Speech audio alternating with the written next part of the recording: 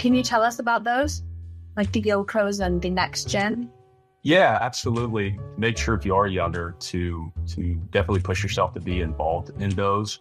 And what I would say is I didn't even until recently try and become more actively involved. And what I would say to the younger folks listening to me, yes, I'm still young, but get in those as early as you can. So it's, the NBAA, YoPro, events and social hours and things along those lines. If you're in an area of the U.S. that has a NBAA organization, go be involved, go network, even if you're younger, not even in your career yet.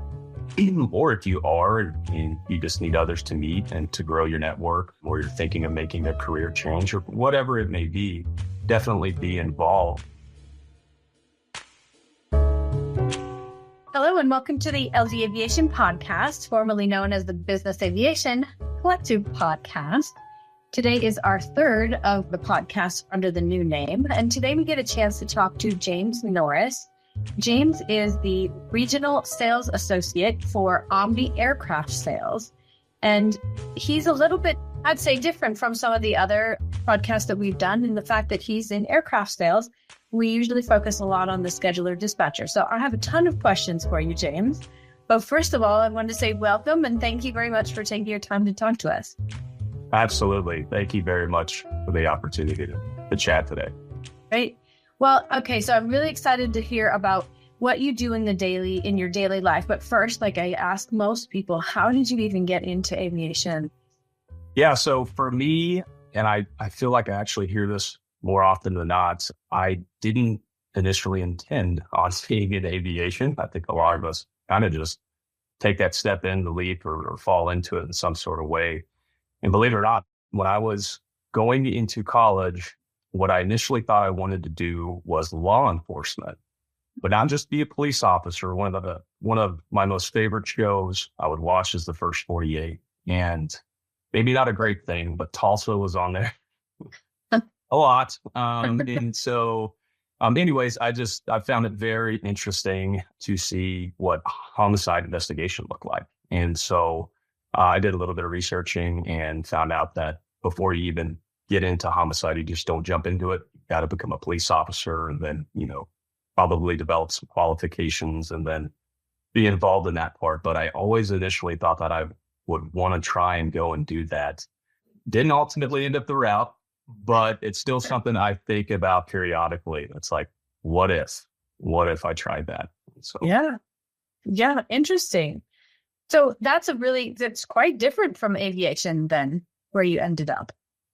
Yeah, absolutely. And I didn't, the thought of transitioning didn't really occur until after my first year of college, because I went to Oklahoma State and they didn't offer a criminal justice degree. They had a sociology degree path with an emphasis on criminal justice. And so I did that first year. And for me, I don't know what it was about it. And I didn't really take too many core classes that probably had some cool, coursework involved with it.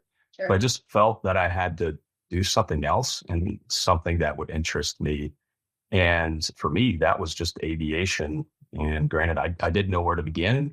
None of my family was involved in aviation at all.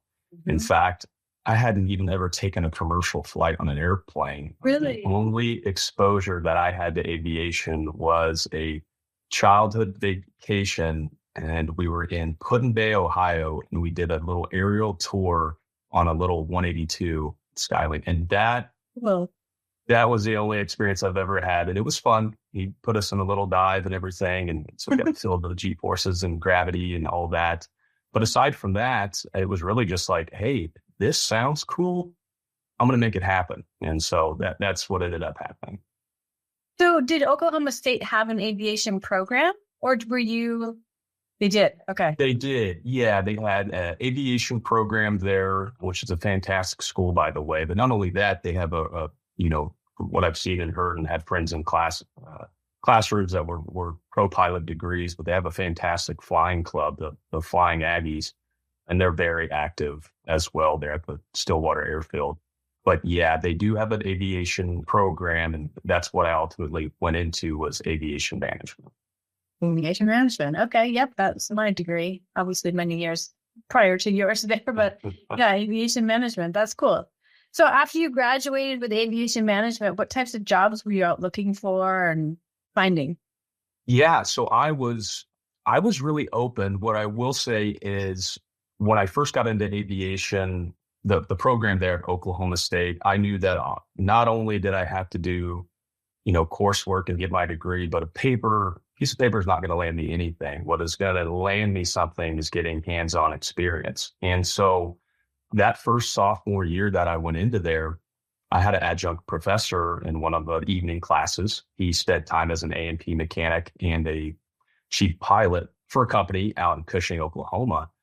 And he went around the classroom. He said, everybody, tell me what you want to do in aviation. And I had just gotten in there. I had no clue.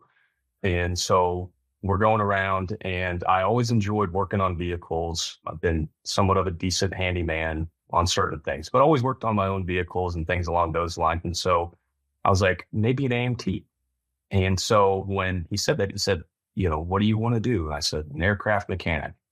And then another individual in the class said that as well, but we're the only two. And he goes, the two gentlemen that said you guys want to be aircraft mechanics, come and see me after class. I got a question to ask you. And so class ended, we're walking out, and he said, hey, you guys said you're interested in being mechanics potentially. He goes, I work for a company. We're small, aviation repair facility. We do a lot of maintenance on general aviation airplanes. And then we have a private jet that we operate on occasional charter flights. He goes, I can't guarantee anything. Well, what I'm willing to do is go back and ask if we can offer an internship. And he goes, if we can, I can't guarantee that it's paid, but it gets you some experience. Now, I told him, I don't care about being paid. I just want to go see airplanes and smell avgas and Jet A and stuff like that. And sure enough, we swapped information. Class the next week rolled around, and he said, you guys are more than welcome to come out and help us out. And he goes, when you come, he goes, this is something you want to do. He said, bring a notepad. He goes, we got an IA, A&P in there. We'll log everything that you guys do. And I do believe that you can use that towards, maybe some of your coursework or apply those in some way towards time accrued. And I was like, heck yeah, this is awesome. So I ended up doing that during like the spring semester, and it was really fun. Got to do stuff that I never, would have thought I'd been able to do. I had the great privilege of hand washing their Lear 35A. I thought it was the coolest thing. Not hand washing, but, scrubbing. And to me, I'm just like, this is the first private airplane I've ever been inside, been around, and it's the coolest experience ever. And so, but got to do that. We got to help with minor stuff, packing wheel bearings and doing minor, removing screws here and there. But I didn't care. It was fun. And so we really enjoyed that. But anyways, back to during in school, I knew I had to get hands-on experience. That was one side of it. And then the summer rolled around, and there was another opportunity that came about with Omni Air International, which I'll get to later. It used to be a company associated with ours, but is no longer. Okay. And I worked in their technical flight operations team for the summer. Okay. So I got a taste of looking at flight data and, risk of events and flights and recording that, and got to present some information to leadership. And so that was great exposure. So I said, okay, hey, I'm getting a little taste of this maintenance. Well, then I graduated, and most folks, they get out, they get, big boy or big girl job. And for me, I went and landed another internship. I was open to it. And that was with Textron Aviation. And so I got to spend time immediately after school. I lived in Bartlesville, but commuted up to Independence, Kansas, where they have their Cessna manufacturing facility. Okay. And there I got to work on their delivery team. So delivering everything from single engine, 172s up to, at the time, Citation M2, which I think they still manufacture out of there. Okay. But yeah, and so call that the, internship and hands-on experience. And then after that, I did want to work for Textron Aviation. That was my goal. And I really wanted it to be with the delivery team. But just with how things were working there at the Independence facility, it was a smaller team. And every business has overhead to be concerned about and things along those lines. They didn't have a position available there. Okay. And so I said, hey, I got with my wife, we weren't married at the time. We didn't have kids. And I said, hey, I'm unsure if I'm going to land a job with Textron Aviation. I think I'm going to look anywhere and everywhere. And if I find something that interests me, I'm going to apply. And she was, very supportive, more than happy to do that. And then I did that. And I actually was able to land an interview with, believe it or not, an aircraft sales company out in Osprey, Florida. And so ended up getting hired on, and we actually ended up moving out to Florida. And what I will say, which was nice about that transition, is the place that my wife worked at the time, they had a facility in Tampa. So she just was able to, boom, go right over there. And nice. we took that leap. The parents are crying, we're leaving, we're the youngest kiddos of each family, and we're doing our own thing and getting out there. But it was such a fun experience. And so got into aircraft sales real early on. It was my first big boy sales job. I thought, hey, this is going to be something lucrative that I could get into. I can't wait for it. Then I got into it, and it was one of those things where the place where I went, it was kind of like, here's your pen, pad, your paper, and here's some markets that you're going to track and follow and call on. Okay. And so it's get out there and bring in some business. And to be quite frank, I didn't know where to start. I had kind of a little bit of training, zero cold call experience, zero network other than folks I knew from my internships in school and things along those lines. And so it was it was almost like a slapper in the face of like, you're going to have to really gear up and kind of figure it out, which ultimately I think helps, because I ended up doing a lot of research, learning how to make phone calls. What can I do to improve? How do I not sound so sheepish on the phone? How do I develop more relationships? And anyway, I'm getting along on the tooth here. I didn't do well. I ended up only selling one airplane in that entire experience with that company. And I ultimately, at that time, I knew I wasn't successful, and I knew I had to make a change. And so for me, I got out of that, went back to a Textron company, did pilot training sales for true simulation and training for the next few years. And I sold pilot training programs on an N2 CJ3 Plus simulator. And then we had a CJ3 sim I would sell to legacy operators. And that's the place where I got to meet a lot of end users, owner operators, chief pilots, flight departments, you name it. Got a lot of exposure that way, networked a lot with those people. And then 2019 rolled around. We had our firstborn. We got married. We had no backbone in Florida. Thank you. We had no backbone in Florida. We thought we could stick it out. Ultimately ended up moving back home. And ever since then, that was the end of 2019, I've been with Omni. And so I'm going to take a breather. So no worries. This is great. Yeah, I want to hear all about what you do there at Omni. But before I head into that, I'm curious. So a good salesperson, is that something that you can learn, or do you have to be inherently just somebody who loves sales? Or are there skills and things that you can hone to be a real good salesperson? I think it's things that you can hone on, right? I mean, it's all about, if it's a new experience for you in cold calling or cold outreach or visiting folks in person or trying to line up meetings, the day-to-day, and you would probably agree, and no matter what aspect or what type of job role you have in this industry, you learn and you pick up things. You do, this one thing at this job or this transaction or whatever it is, and you look back at it and you reflect and you say, here's where I could have improved and here's how I can improve. And then you can apply that in future. And so I think over time, you can really hone and develop those skills. And not only that, your knowledge just improves because each type of interaction or deal or transaction is different. And you take those pieces and you just store them in your little bank to refer back to on. And so. Yeah, interesting. Because I've really been curious about that. Sales is not my background and I don't tend to enjoy it, but I do read books on how to do that because I would like to get better at it. I'm just kind of curious what your thoughts were. Yeah, absolutely. I think, if you're a people person and you like people and you like relationships, you'll be good at it. And people who like people will do business with them. And that's a good point. Yeah. People who like people. I do. I enjoy talking to people. Okay. So now let's hear all about Omni. What do you do at Omni? What does Omni maybe do in general? I assume it's all aircraft sales.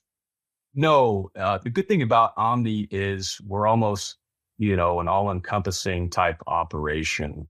Omni really started, so our core of our businesses, the main one that started was Omni Air Transport, and that was back in the early 80s. And that company is a charter and management company, which developed out into other companies that kind of segregated, but still under that umbrella. And so Omni Air Transport, early 80s, always been primarily a Learjet operator, going from Lear 20s to the 30s. And now we're primarily Lear 40 and 45 operators, but we also manage and have kind of, expanded into other makes and models. We manage the 604 Nashville, Honda Jet in Addison, XLS Plus in Oklahoma City. And so it's a nice little culmination of airplanes, but to date, I think we're up to 17 airplanes total fleet. And so that's the core business. I want to say 2018-ish or so is when we wanted to offer aircraft sales as a third-party service out to folks. And so we branded Omni Aircraft Sales, but we always had that transactional experience through our management clients and or our own fleet that we own, our airplanes. We handled our own transactions, and then we also handled our own management clients' transactions.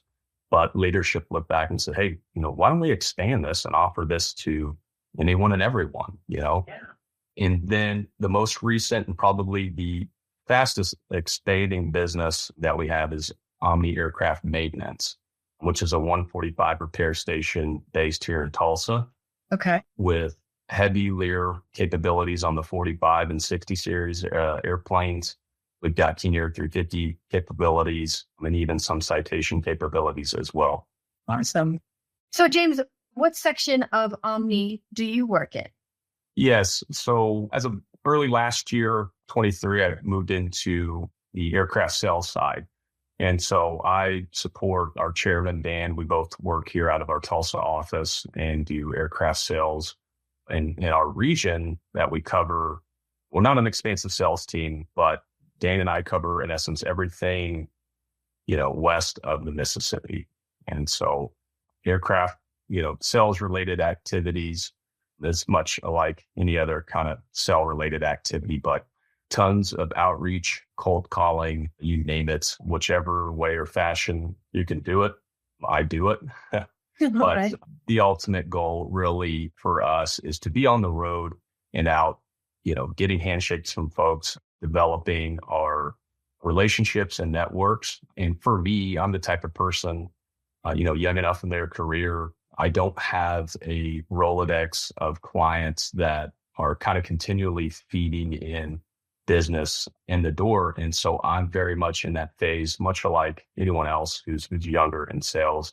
It's developing that. So I'll go out on, BD trips on the road, and I'll meet with, the primary targets, of course, are your flight departments.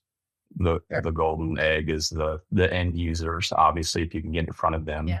But I'm the type of person, I'm not afraid to meet anybody. And I think it's beneficial to meet, as many people as possible. So if it's an aircraft appraiser, they're in the MRO business, even if they're in a similar business and our companies do the same exact work and we're even competitors in many ways, I like going and even meeting some of those folks and visiting with them, just because you never know when you could be a resource for one another, and or you never know when you may do a deal with that person. Yeah. And so that's a bulk of the day-to-day is just continual outreach, doing whatever I can to bring in new business into the door. And so, but a lot of that is travel related, and a lot of it is outreach related. Okay. I have two questions on that, or just observations, I guess. So one, a lot of times people talk about the network and how important that is. And obviously for sales, this is really important. You just never know when somebody you meet, like you said, will come back and maybe have some work for you, or have your next greatest opportunity or something like that. My other thing was, any tips for those of us who may not remember faces or names really well? Like, do you have any practical tips? Do you write down information about the person that you've met? Or I guess, how do you keep track of everybody? Yeah, absolutely. And so something new that I have done this year is on the way back page of a notepad, I said, okay, every person that you meet this year, you're going to write down their name, what business they were with. And the goal is to always try and get something personal out of their, whether it's, hey, you have children, I have children, you have a favorite sports team, these are mine, or what's something in common that you kind of almost hit it off with that person. Sure. And set that in stone. Because it's something that you can refer back to or bring up in future. Most everybody's conversations when they hop back on the phone after not talking with somebody for forever is the weather or, common things. But it's a nice touch when you can bring up those kind of more personal things. How's the family, down to children's names or wife's names or things along those lines that go a long way. So what I would say is for anybody who is meeting somebody new is to have the discipline to reach out to them every so often, no matter what aspect of the business they're in, see how their business is going, what are they saying, and share what you're saying. But then it also doesn't always have to be business related. Again, how's the family doing? I had a client that had a daughter with very large health issues. And so not that you always bring it up, but it's something that, hey, they caught on to that. And it shows that you care and you have some empathy as well.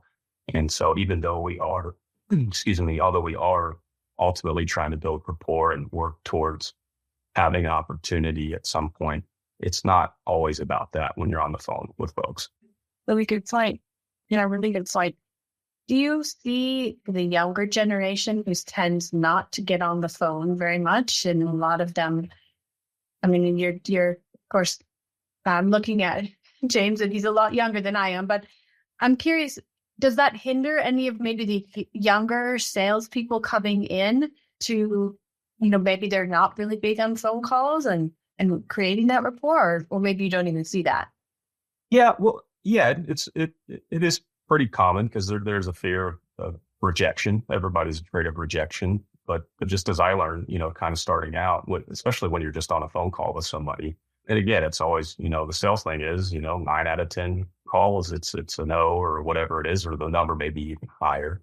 But don't be afraid to go through that because it helps, one, thicken your skin. But two, at the end of the day, it's just a conversation. And if somebody doesn't want to have one with you, then that's fine. There's a respectful way to, be respectful about it. But what I would say is just don't limit yourself and push yourself to pick up the phone as often as you can. But not only that, push yourself to get out and be on the road. There was a young associate of mine that said, hey, this is a tough business. It's probably one of the most competitive out there in the world. We all offer similar product, and we have to entice folks enough to want to do business with us. But it's one of those things where you can't rely on, yes, it's good to have resources, but when you have to account for something, it's totally on you and you have to bear that. So go out there and push yourself beyond those limits, get meetings, no matter who it's with. If they're in the aviation industry and they're willing to meet you, go out and meet them, go shake a hand, go grab lunch. And then guess what? When you have spare time too, this is where I think, everybody could be a little bit more disciplined is even getting in just extra outreach. You got 10 extra minutes in the day, pick up the phone and try and call 10 people because 9 out of those will be voicemails and you may have 1 or 2 good phone calls and then do it again next time you have. So just don't be complacent. Don't stop. And just because you're hitting a roadblock doesn't mean that roadblock will always be there. Like it's one of these days, it's going to open up and the road will be open again. Yeah. That totally makes sense. And James, you mentioned something to me prior to when we started recording that I thought was cool. And you talked about how passionate you are about getting into helping more of the younger generation come into this industry. You mentioned to me a couple of programs that you know of and have been a part of. Can you tell us about those? Like the GoPros and the next gen? Yeah, absolutely. Make sure if you are younger to definitely push yourself to be involved in those. And what I would say is I didn't even until recently try and become more actively involved. And what I would say to the younger folks listening to me, yes, I also am still young, but get in those as early as you can. So it's, the NBAA, YoPro, events and social hours and things along those lines. If you're in an area of the US that has a NBAA organization, go be involved, go network, even if you're younger, not even in your career yet. Or if you are and you just need others to meet and to grow your network, or you're thinking of making a career change or whatever it may be, definitely be involved. So NBAA, most certainly, we are part of an organization, the International Aircraft Dealers Association, and they also have a program aimed towards the younger generation, which is called the IADA Next Gen. And they do, in essence, the same thing. It's about how can we entice young folks who are in their career to want to be in business aviation, or what ideas can we bring to the table to help promote business aviation to the younger generation. And so definitely look into doing those. They're going to be extremely worth it. And what I would say is do it as early as you can, as opposed to holding off and having a very busy life and children like I do now. It's a little bit more difficult, but do it as early as you can. Great advice. Really great advice. And so you're saying IATA, that's the IADA, not necessarily the IATA, but IADA is International Aircraft Dealers Association. I'm glad you brought that up too, because you have a certification from them. And I would love if you could explain to us, what does the certification involve and what do you have to do to be certified? Yeah, you bet. And so IATA was a spinoff of the National Aircraft Resale Association, which was a group of dealers who came together and they decided that we want to create and kind of set the standard for building effective and ethical business transactions. One thing anybody who's in sales in this industry knows is that it's not regulated. Anybody can do it. You don't have to have a certification or anything, just a web address and a phone number. And, you can do aircraft sales. Well, the good thing about establishing a group like this is we want to kind of push to set a standard. And a lot of it's, yes, ethical, but it's a quality of deals, how you're handling business aviation transactions.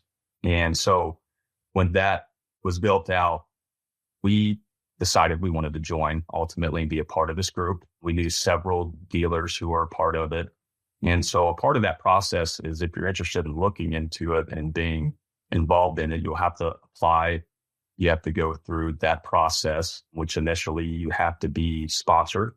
And these are typically by dealers who are within the group who you have done transactions with before. So essentially they can vouch for you. That's it. To say, look, we've done deals with these folks. They're good people. They do business the right way. And they've got, a lot of integrity in what they're doing. And we understand how they work. And we do it similarly as well. And we think that they would be a great addition to join us and be a part of the organization and also promote that as well. And so it's a good group to be a part of. And it's not just, hey, you apply and you get in, right? And so it's not just, hey, you're in, welcome. If you have a sales team, I think how they look at it is, okay, well, how big is your sales team? Who is selling airplanes? How big is that? What is that number? I think at least half of those people have to become certified brokers through the organization. And so what's cool about that is they have introduced a certification exam that you do that will ask you questions about all aspects related to an aircraft transaction. And then so everything from understanding mission profiles, they won't get too into depth about, tax legality things, but you have to know enough. And if you've done enough transactions, you will be successful in doing it. But they just want to make sure that not just anybody and everybody who gets in just gets this kind of pass through of being a dealer. And so you receive the certification after you successfully pass the exam. But beyond that, then you have to take yearly courses and accrue credits throughout the year to make sure that you're staying up to speed on all sorts of topics, tax, advice, things along those lines. So. Sure. So you're not just sitting around and doing nothing, or maybe not keeping up with industry trends and that type of stuff. Yeah, that's it. Yeah, they've got courses on almost everything. They're extremely beneficial. And some of those things, you may not even ever do, but they're nice to learn about and nice to understand. And so we like being a part of the organization. They also do events throughout the year coming up. Our CEO and I will be going to the spring IADA meeting, which is out in La Jolla, California. And then they usually do a fall meeting that's tied to NBAA. And then they recently started doing events at eBase in Europe. And so kind of expanding that presence, because we want to show the world to say, hey, look, we're making some big strides in the industry.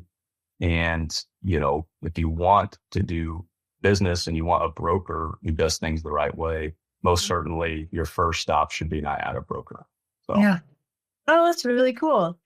I think that's interesting and exciting, actually, that more certifications are coming out there. If I'm not mistaken, there's also a new certification coming down the pipeline for charter brokers, because that's another one of those that is highly unregulated. And you, like you said, you need a phone number and maybe a website, phone. And so you can get some real industry standards, I guess, taught or agreed upon by a larger group. That's absolutely. Yeah. And I think through all aspects of aviation, it's just everybody wants to make sure everything is being done in the right way and appropriately, And so I think it's good to have those. And I think there's nothing that beats continual training on things as opposed to just sitting out there and sitting back and, not doing anything. Yeah, totally agree. I want to kind of go back to something that you mentioned earlier today that I think correlates with your passion about trying to get more people into the industry. The teacher that said to you and the other gentleman who wanted to be in maintenance, EMT, he gave you that opportunity to come to the local repair shop and learn. Yes, it wasn't paid. That's fine. But they took some time and interest in you guys. And that, I'm sure you could have been successful even without that. But I think that was a really good example of an act of kindness from that person that really made a difference to your life. And absolutely. I think it's good to highlight or remember that any one of these small little acts of kindness that we do for other people could change the trajectory of somebody's life. Just getting them in contact with somebody perhaps that might help them spur their career a little bit further down the road. I just thought that was really correlated well between you having an experience of somebody doing that for you and now you're out and trying to do that for others. Yeah, absolutely. And so, and in fact, not long ago, I kind of had a similar opportunity, and it was great. Just a young gentleman who was at a local A&P, school, going through school, had reached out and had spoken with a lady that we had in HR. And, she sent me a note. She said, hey, this gentleman called us, was curious about what aircraft sales would look like. And she was like, I thought that you would be perfect to give him a call and kind of just lead him through, what does the day-to-day look like? How do you get started? What do you have to do or focus on or look for when you're getting into it? And so I actually had that opportunity here recently to get on a phone call with him, learn about kind of what questions he had, what he was thinking he wanted to do at this time. And it was actually eventually to get into aircraft sales. Now, he definitely wants to see out the A&P side. And I think absolutely, it's like pilots. There's just not enough quality mechanics and pilots and everything out there. So I think that's great. But if he ever gets into wanting to dive into the aviation sales or aircraft sales world, I gave him some advice about how to do that, where to start. I told him about back in the day, a lot of companies didn't have aircraft research departments, and now they do. And I think that's a tremendous basis for you to start if you're looking into aircraft sales. And in fact, that's the very first thing I did when I came back to Omni. I knew eventually I wanted to get back in sales again, but I wanted to work on that foundation that I had with the other experience and take my time to learn about it. And so, being at a smaller organization, you get to see a lot of that flow of the transactional side and understanding what to look for, how the process works in general, key things to bring up to clients. And one thing Dan does well, our chairman and Mike, they include us all in these conversations. And even, we've been tied into conversations and email strains with end users, whether we're building out market reports, doing aircraft comparisons, things along those lines. You get to see it go from that start, see that all the way through the end phase until you cross the finish line. And then the cherry on top is when a client comes back and it provides you just the greatest either recommendation or things along those lines. It's really cool to be a part of, because I feel like sales is more a matter of kind of juggling a multitude of things, hitting roadblocks, finding solutions, using resources. All of that's a culmination of what's going to help you push a sale from beginning to end, or an acquisition from beginning to end. That's really cool and insightful. And so it seems like that aircraft sales skill set that you've learned along the way probably is pretty helpful in regular day-to-day life as well. Absolutely. Yeah. And so it's, for me, I think a lot of us here, it's down to the core of the relationship, but even down to responsiveness. I mean, it's just being responsive to people, providing excellent guidance, providing alternate resources for them. Hey, I need tax help. Hey, I need, legal advice or this and that. You're helping those people kind of segue through that process. And it's very enjoyable and it's very fulfilling. And it's something I genuinely enjoy doing in the day-to-day. But for me, the biggest thing at the helm of all of that is the relationship side of it. That's so cool. Everybody keeps saying aviation is all about the relationships. I think you're right. Yeah, 100%. That's absolutely correct. That's very cool.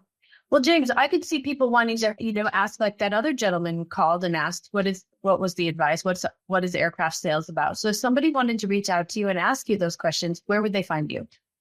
Absolutely. So I'm on LinkedIn. I like to stay active on there, promote a lot of the things that we're doing, aircraft transactions or any other thing.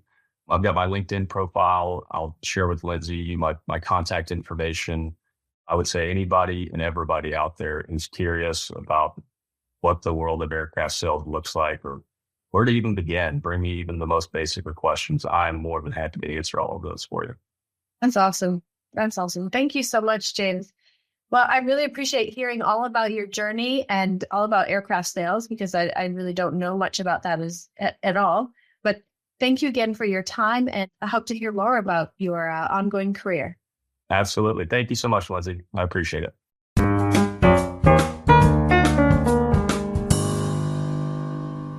Thank you for listening. Please stay tuned for more episodes and check out our website for up-and-coming podcasts. This has been a production of the Business Aviation Collective, sponsored by LD Aviation.